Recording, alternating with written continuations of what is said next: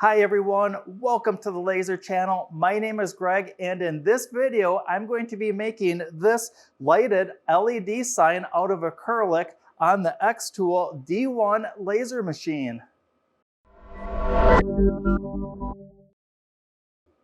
Welcome back. Engraving clear acrylic can be one of the more challenging projects with our laser diode machines. But I've come up with a method that is simple, it's quick, it's easy, and you'll get great results. Before we get started into the materials list, a note on safety. If you choose to follow along at home, please read and understand the manual that comes with your laser machine to operate it safely. With that covered, let's start with the materials list. My projects, I always like to start with a clean workspace, clear of any clutter. It makes the project, at least for me, so much more enjoyable. The first material that I'll be placing on my workbench is a sheet of aluminum. This aluminum comes with any Honeycomb kit. And if you don't have a sheet of aluminum like this, you can substitute aluminum foil. I highly recommend using the heavy-duty version of aluminum foil, and all that you'll need to do is pull out a long length of it, fold it in half, and make sure that the dull side of the aluminum foil is facing up towards the laser module. The next material that I'll be placing directly on top of this piece of aluminum is going to be plain black poster board. I'll place that directly in the middle, followed up by the clear piece of acrylic directly on top. And I want to make sure that these fit perfectly tight together. There's no bumps or air pockets between any of the layers of the aluminum, the poster board, or the acrylic. To top all of this off, we'll be using the Xtool D1 laser machine. This machine features a 10-watt laser module, and this is the older non-pro machine. All the project materials have been assembled, and what I like to do is my sheet of aluminum or aluminum foil, I like to tape that down to my workbench. That way that does not shift around. The next thing that I like to do is to squirt my work material up to my laser machine. And for that, I like to take one of these smaller project boards and I'll place that up against this gantry rail. And I'll move that up near the project material and I'll push that board all the way down to the table. And now I can use that to square the material up against the frame of the machine. With that complete, I'll hold that work material in place with some blue painter's tape. I'll place one piece to either side. With the work material perfectly squared up against the frame of the laser machine and everything secured in place with the blue painter's tape, the last step while we're here is to set the focus of the laser module not to the surface of the acrylic, but to the poster board down below. I'll move the laser in place and flip down the focusing lever and get that perfect focus. Flip the lever back out of the way, and now we're all set to proceed into light burn. Welcome to light burn. The first thing that I need to do is find some good run settings that are going to work with my laser machine and the materials that I'm using. I'd love to tell you that my machine run settings are going to be perfect for your machine, but I know that there's a lot of little variations in the materials on the market and on individual laser machines.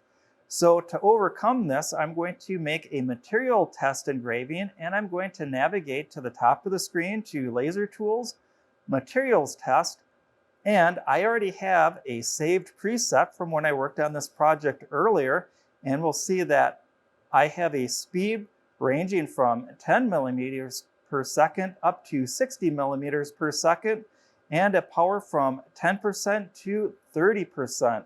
When I click on Preview, this is what that will look like.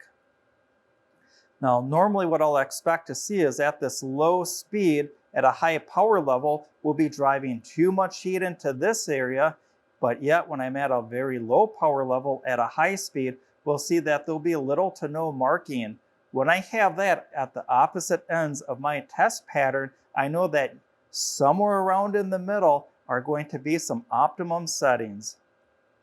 I've ran my sample already. Let's take a closer look at that. Here's my materials test sheet, and we'll see here down at the lowest power level, that whole column did not show up. It doesn't show up until I have a power level of about 15%. And so up here at that high speed, here's that very light mark. But yet when we go high power at a low speed, we have a very heavy mark. When I remove the poster board from underneath, and I'll flip that around so that we can see better, we'll see down here that there's some leftover charring from the poster board. That means we've got too much power or we're going too slow. We'll also see that there's a halo around the test squares from all the residual heat. But up through here is some areas with some good settings, and I found that a power level of 30% at a speed of 60 got me some really nice results. And so at the bottom of the card, I did this test engraving of a dog face. And what I want to see on the paper is that this poster board in the middle has a white sheet in the middle. And all I need to do is engrave about halfway through this poster board. And here is the test sample engraving that I have on the acrylic. It shows up very faintly, but this is what we're looking for. With the test engraving complete, we've got some good numbers for our project. I'm going to measure the piece of acrylic that I have. I'm going to measure the width, and I'm going to measure the height minus the tab at the bottom. And let's go back into Lightburn. Inside Lightburn, we'll see that I already have my graphic loaded in, and this blue box is the measurements of the acrylic I just took.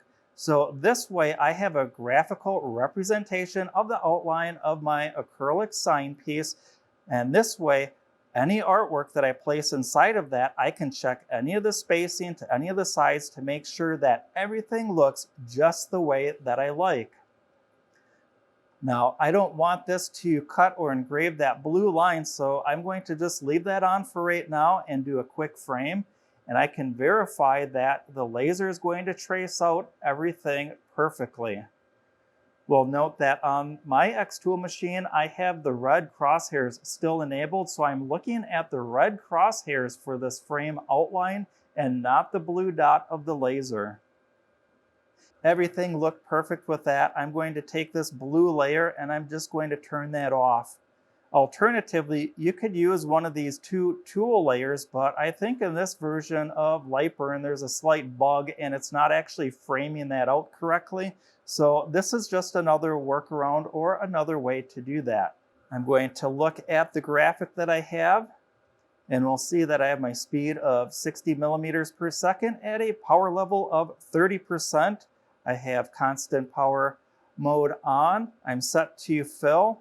I do not need crosshatch, nor do I want that, because once the laser goes over that poster board and engraves into it, it's kind of a once and done. If I go back over that area, I'm not going to get really any more engraving effect to transfer from the poster board up into the acrylic. I have overscanning on, and my line interval is set at essentially 300 lines per inch. That looks good. Everything's all set. I'm going to grab my safety goggles and I'm ready to hit the start button.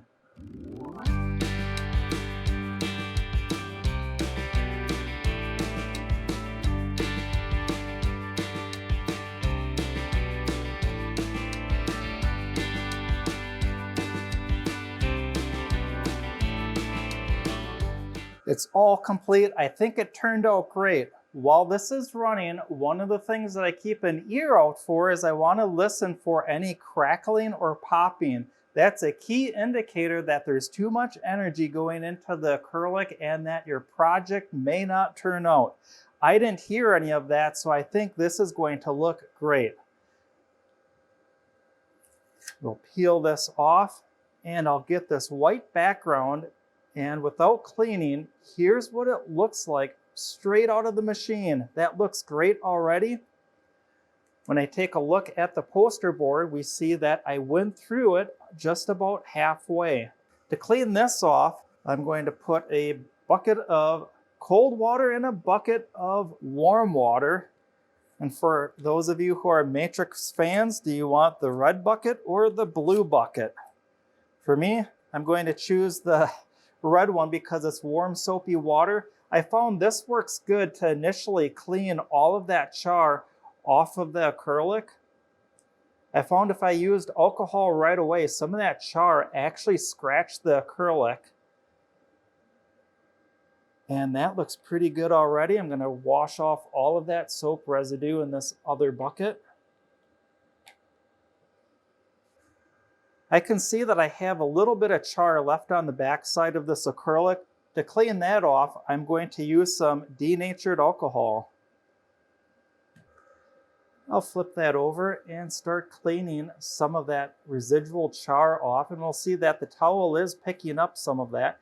And this is where I like to just let that alcohol soak into that engraving a little bit. It really picks up the last residual char that was on the back side. So here, you can probably not even see any of that engraving, but there is an engraving there. I'm going to finish cleaning this up and we'll take a look. And here with the black background, we can see that there's just a little bit of a fade pattern, and this is actually what we're looking for, and this turned out great. This is the favorite part of my project. It's time for the big reveal. I'm going to remove this old sign that I made, and I'm going to install the one I just made. And wow, look at that. Clean, sharp edges. Everything turned out perfect. I love the way that looks. This transfer method of engraving the clear acrylic has been working great for me. I get awesome results that are very consistent. And I want to take a second here and share with you that while I was developing these steps, I really did struggle with getting good acrylic engravings. Most of the time, it did not turn out all that well. I was driving too much heat and energy into the acrylic. It's not until I slowed down and did that materials test engraving that I found the optimum settings for my laser machine and the materials that I'm using. And this is really the key element in this process, is to do that materials test and also to make sure that you're using black poster board. I tried using black construction paper, but it was just too thin, and that black construction paper just didn't have the black density that poster board did. And lastly, and I'm sure that you already know this, we want to make sure that we're using cast acrylic and not extruded acrylic. I hope that you enjoyed this video. If you did, please consider giving this video a thumbs up. Subscribe to the channel, or ring that notification bell. Doing any number of those things really helps this channel out. It helps it grow, and it also helps connect content like this with great viewers like you. Until next time, learn, create, and share.